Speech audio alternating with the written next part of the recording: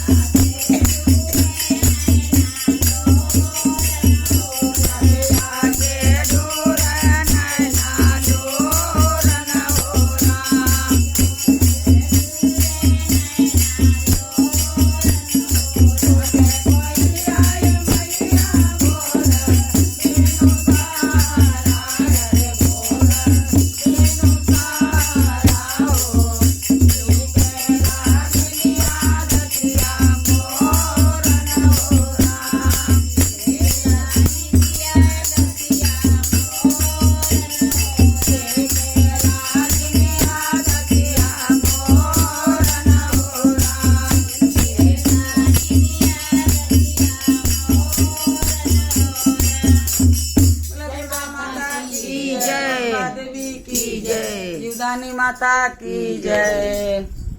सब आ जाओ में